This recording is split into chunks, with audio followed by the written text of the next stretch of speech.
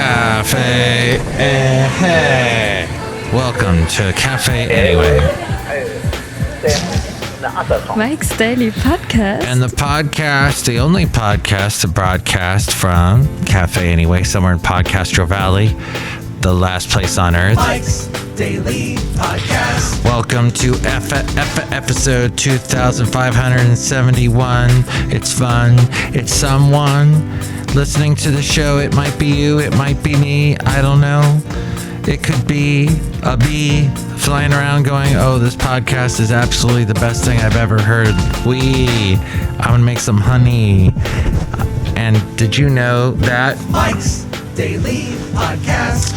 There are so many layoffs going off and on here Mike's in the Bay Area Daily with all of the Podcast. with all the tech places. Yeah. Which to even have a job at a tech company. Okay, so I work in radio, which does not pay well, y'all. Just so you know. People are like, wait, there's still such a thing as radio? Yes, there is. There's a thing called radio, and people still listen to it. People like it. People are influenced by it, maybe. There's still this belief, which is very true, that if you go through a big emergency, the first thing you're going to do is turn on the radio. Chances are you probably won't have internet because that'll all go down. But if you have a radio with batteries in it, you don't have to worry about connection to a power source. Like the electric company, the PG&E, they'll be down too. So the best way is to listen to the airwaves. And the airwaves, and this goes back to way back before you and I were born, the airwaves, it was designed in the very beginning that they would be the public airwaves. They belong to you and me. So that means radio stations have to tell us what's going on and keep us informed in case of an emergency. So... And here's today's podcast picture. And that, by the way, is the reason why AM radio will never die. Because AM radio has much better coverage than an FM signal. Did you know that? The podcast picture is of some picture I took recently. I think maybe today or yesterday, I forget. But see it at mikesdailypodcast.com. Yes, the AM radio, it doesn't need to see with an FM signal. You have to be able to see the transmitter or have, even if you can't see it, because it's so far away. The late great Basil the Boxer. He actually, I took him to a transmitter one time and said, that's a transmitter. And he said, I don't care. Let's go chase rabbits. Because dogs love to chase rabbits and cats love to chase birds and mice. And the thing is, I got sidetracked again. But yes, AM radio signals can bounce around. You can hear them all over the place. There are people like in Norway, in really deserted areas, like in Iceland, at the top of the world somewhere, that are picking up radio stations all around the world, and they contact the radio stations and say, I heard your radio station. I was listening to it in my little hut, and I had my special antenna, but I was able to hear your radio station. The Swedish, what I was going for. Maybe that was Norwegian. My mom had a good friend who was Norwegian, named George. George the Norwegian. And he sounded a little bit like that. But hey, that is a language that yours truly will never learn. I can do the accent, a cartoonish version of it, sorry, Norwegians. But you have a beautiful country. And I did do I think it's in the 6th grade, or 5th grade. 4th grade, they usually make. 3rd grade, they make you do a report on states. One of the states in the United States of America. And then I think 4th grade, you have to do a report on a country. And yours truly did one on Norway because of George, the Norwegian. I said, hey, George, what can you tell me about Norway? And he told me about all the fjords. And that's spelled with a J, fjords, and beautiful country that it is. The point is that there are a lot of people being let go in the Bay Area. It is a lot of tech companies saying goodbye. So much so that somebody in the California state legislature wants to pass a law that says that companies have to, if they're going to let more than 50 people go, they got to give them 90 days notice. They can't just fire them on the spot. They got to let them go within 90 days, which I don't know if you've worked that out in your head, but that's all kinds of awkward for that company. Yeah, Mike, we're letting you go, but don't pack your box just yet. You got 90 days to do it, so kind of stretch it out over 90 days. But that's what they want to do to try and soften the blow to the tech workers that make so much money. In radio, not so much money, even though we're helping the public with important emergency information. Tech companies, some really bad catastrophe, and just about all the inventions they come up with will be dead. Nice big electromagnetic pulse that hits the globe. All the stuff they come up with, all their computer stuff dead. I think. I don't know. I read a sci-fi novel now and then. Just like those weather engineering people, conspiracy theorists. Is it if you read a lot of sci-fi, is that when you become more conspiracy theory prone? And believe in a dark cabal in Silicon Valley that's manipulating all the elections. The front panel will close and manipulating the big health, the big med, automatically. Please remain seated. The big pharma manipulating our bodies with their genetically engineered sci-fi stuff. Is that what happens when you read too much sci-fi? As we go outside a cafe anyway, where we bring you Mike's Daily Podcast somewhere in Podcastro Valley, the last place on earth, and I have a cat on my lap again. Anyway, Little Rocky. Oh, the late great Basil the Boxer would not like you, but that's okay. You'd probably thwack him in the face, and the two of you would become friends after that. It is interesting how Rocky gets along with Patches. Oh, I posted a couple pictures of Patches in the past, which you can see at mikesdailypodcast.com. Patches is a stray cat, and he adopted us about a year and a half ago, and he's still with us. And when we got Rocky here in October of last year, we were like, uh-oh, what's he gonna do? What's he gonna do around Rocky? And the two, they play, and it looks like they get a little rough sometimes, but Rocky loves it. The kitten loves it now. Rocky is about almost 8 months old now. Patches is probably about 5-6 years old. And they do this cat play. It's pretty interesting. But the point is, people that work in tech make a lot of money. And they got let go. A lot of them got let go. And there's people in California that are like, oh, all the money, all the taxes, all the crazy home prices, everything that we make the big property tax money off of, and all the crazy stuff we can charge is all because of big tech being in California. And we don't want them to go, so let's make these crazy rules that make everyone feel awkward because they're working 90 days longer. And hey, I'm going to stay that entire 90 days and stand in front of my boss's office and make him feel like just horrible. That's where we'll be in California with these kind of laws. Because we overregulate here in California. When I lived in Alabama, they underregulate. There's all kinds of trash everywhere in some places. You're just like, does anyone care? Oh, wait, they got no rules. This is like the guy that owns the property. He's not going to get fined for having a car that's broken down and on fire in front of his house. We have that too here in California, but maybe is there too much regulation or not enough? You let me know.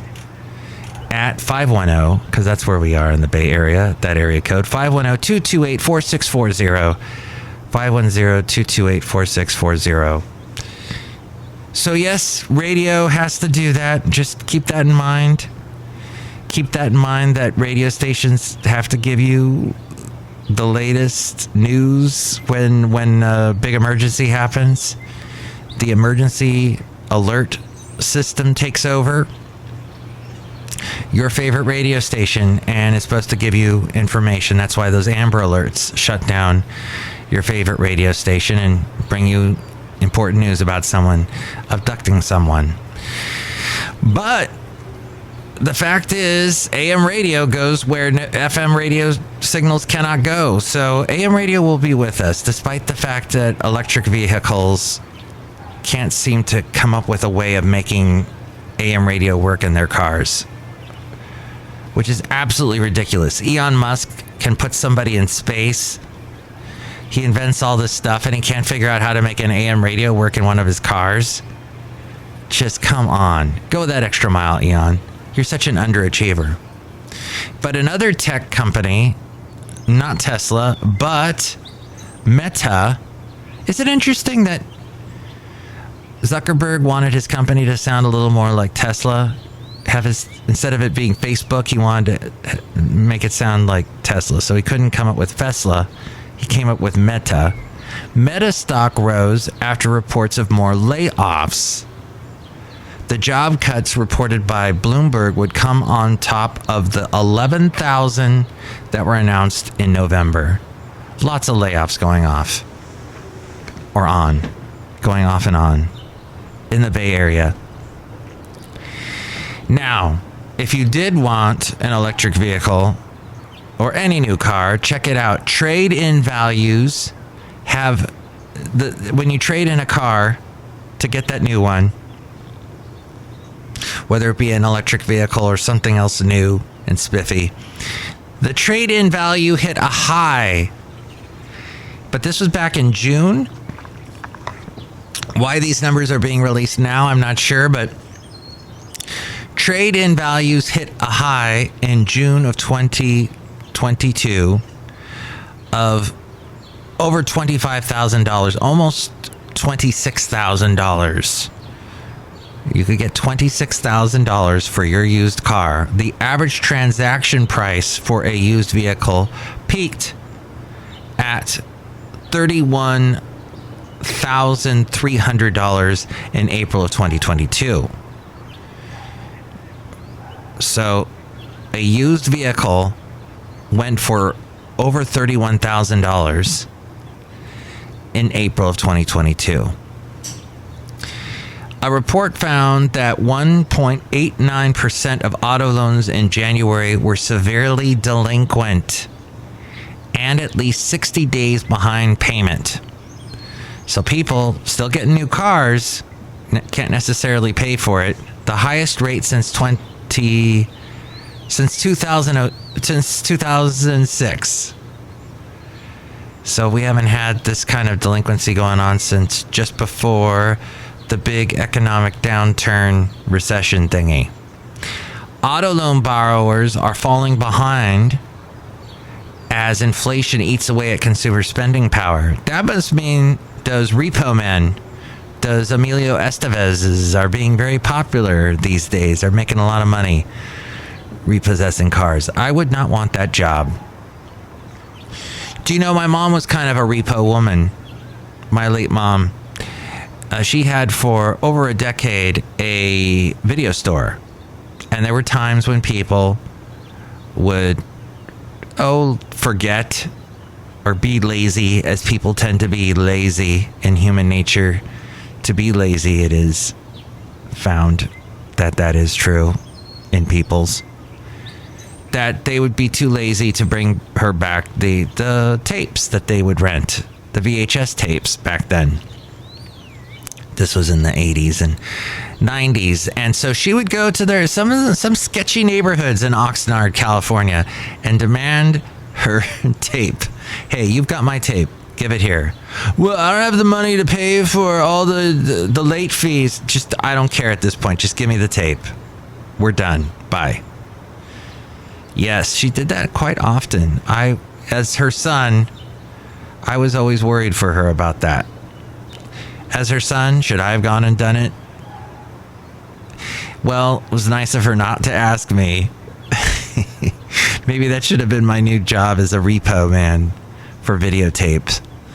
And then I wouldn't have gotten into radio, which doesn't pay as well, probably. But Best Buy is going to set up in-home hospital care. And this includes things like monitors for heart rate, blood oxygen level monitors, and other monitors of vitals, stuff, and train the patient or others in the home how to use the devices. The data would then be shared securely with doctors and nurses. Speaking of that sort of hospital care, there is a show that I discovered recently on Acorn TV, which was free last week if you had Xfinity or Comcast.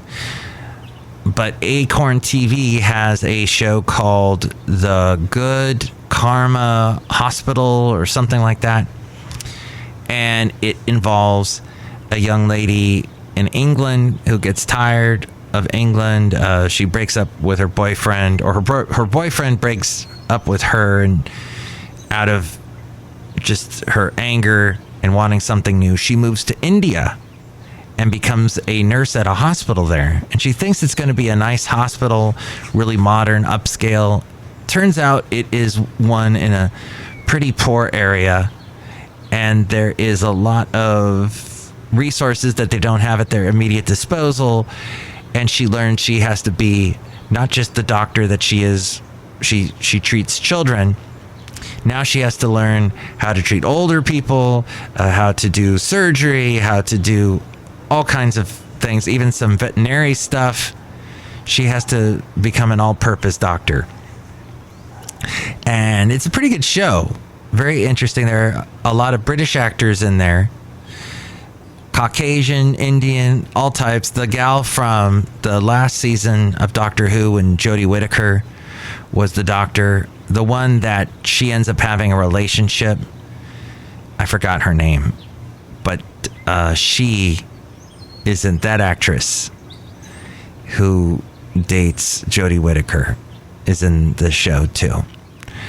So yeah, we got hooked on it. I think we've seen 4 episodes so far. And finally, as we had a cat on my lap recently, and Rocky took off, and we heard the late great Basil the Boxer earlier in the show.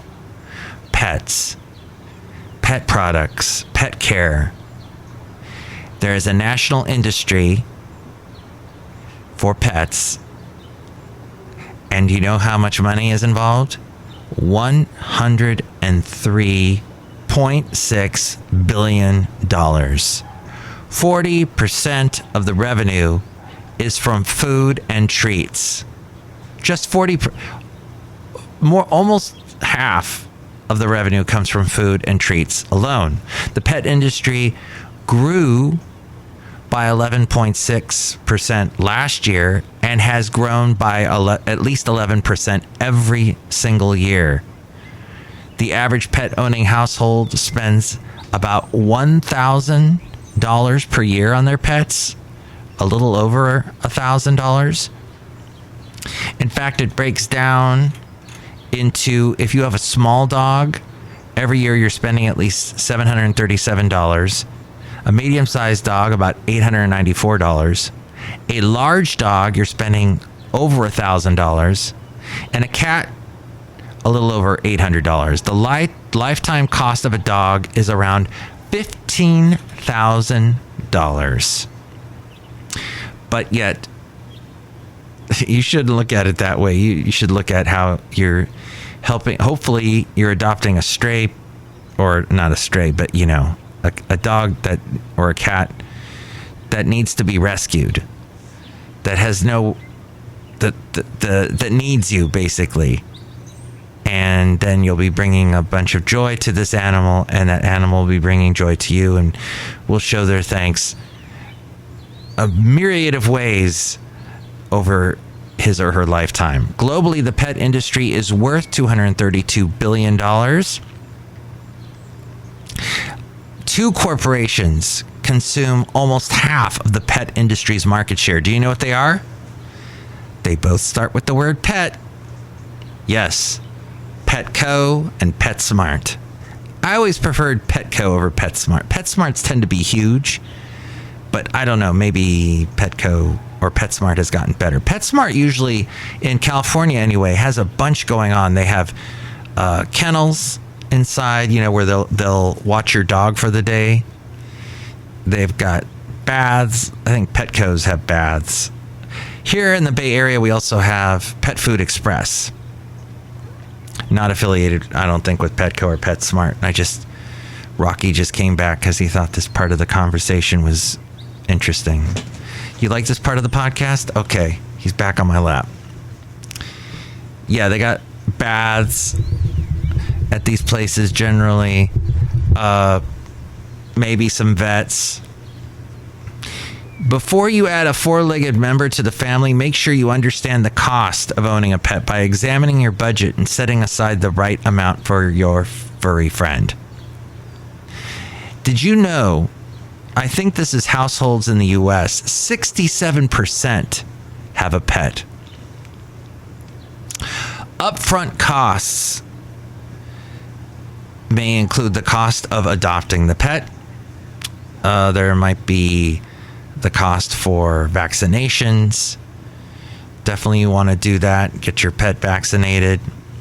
And then training, depending on the pet, could be, I say for any dog that you adopt, definitely go through some kind of training with him or her if you have not gone through pet training before. And ongoing costs, of course, food. This little guy, Rocky, needs to eat. Maybe that's why he's on my lap. He's like, feed me, Mike. Outside a cafe anyway, somewhere in Podcaster Valley, the last place on earth. Also grooming. But with cats, you don't really need to do grooming. And then Basil, the late great Basil, the boxer, didn't need grooming because he was a short-haired dog. Boxers don't really, their hair grows only a certain amount and then it falls out. But yes, you have a lot of dogs that have hair like humans, so it needs to be clipped, it needs to be cut. And then the medical expenses. Wow. And that did get expensive with Basil. Very expensive, especially towards the end.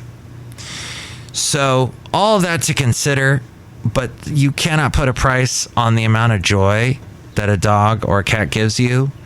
And then, of course, the amount of joy you're bringing them. I've got a happy purring cat right now on my lap.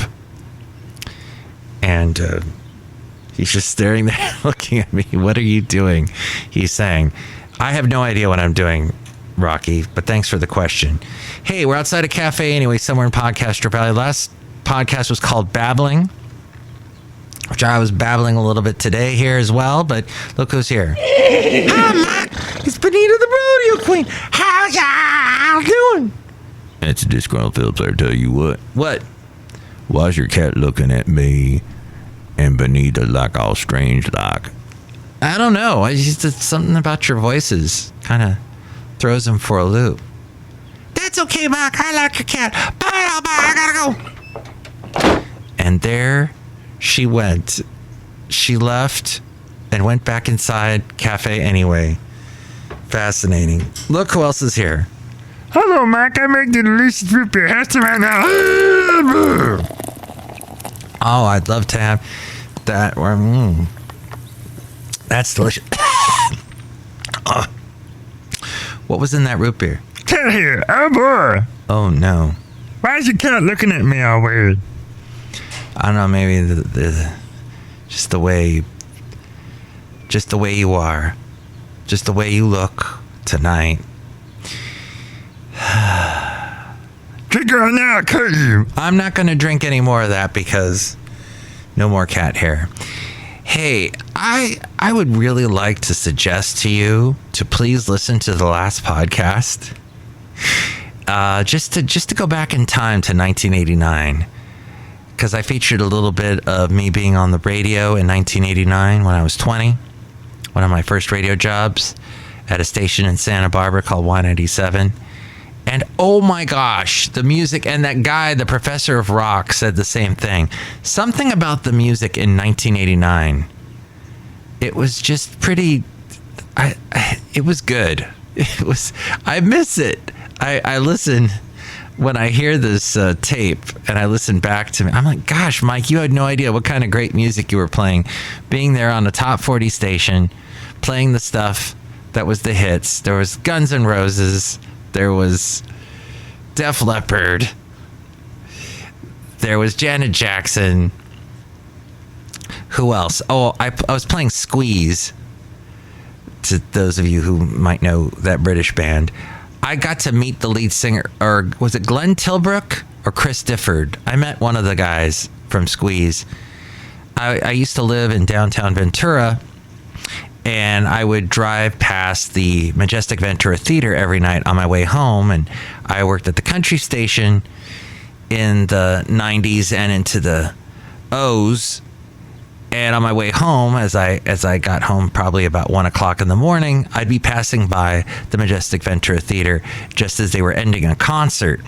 And whoever was performing, sometimes they would be out back signing autographs. And sure enough, there was one of the guys from Squeeze. So I parked the car, ran over, because I'm like, that's that guy. And I walked over and he's signing autographs. And I go, I loved your live album, Round and About. And he's like, oh, thank you. That's all I could come up with. But there's a bunch of people there, and I just had to do my Chris Farley thing. You know that song you did, that album called Round and About? That was so cool. And I did that. And I did this podcast for you, and I hope you enjoyed it.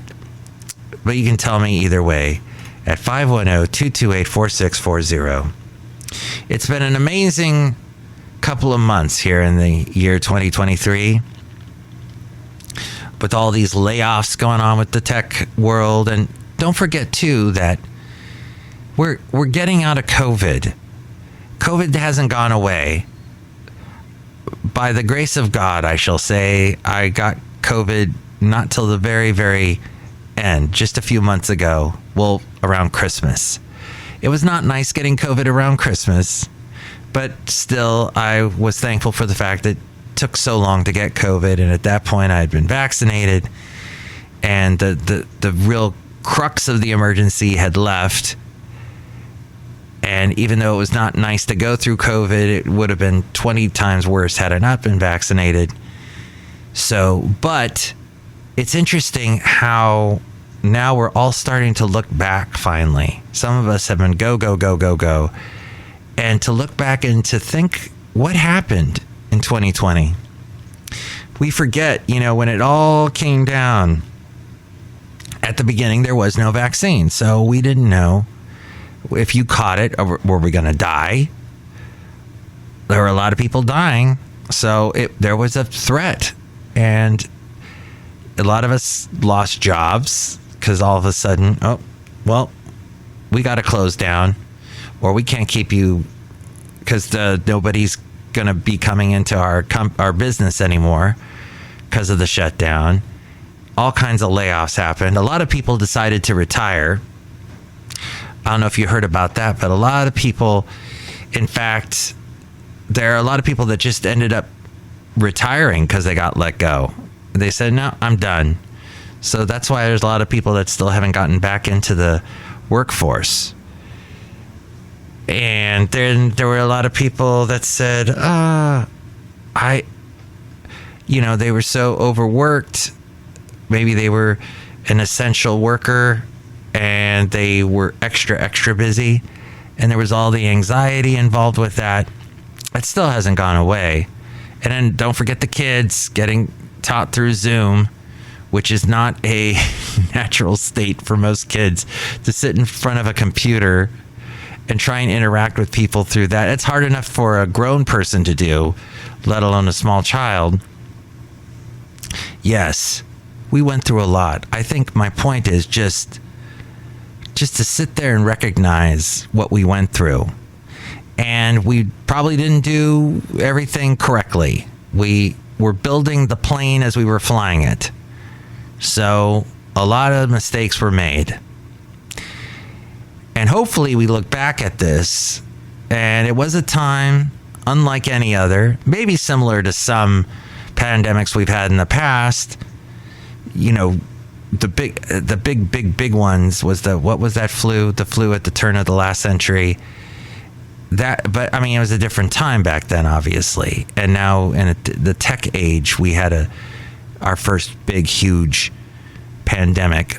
So hopefully we learn from that, remember from it, and apply it to the future so that we have a better future together. That's all I'm hoping for. And that A-Frame wraps up the show by telling you other ways to reach me.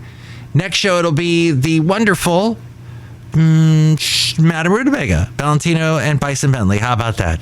Thank you so much. Give your pet a big hug. Thanks for listening.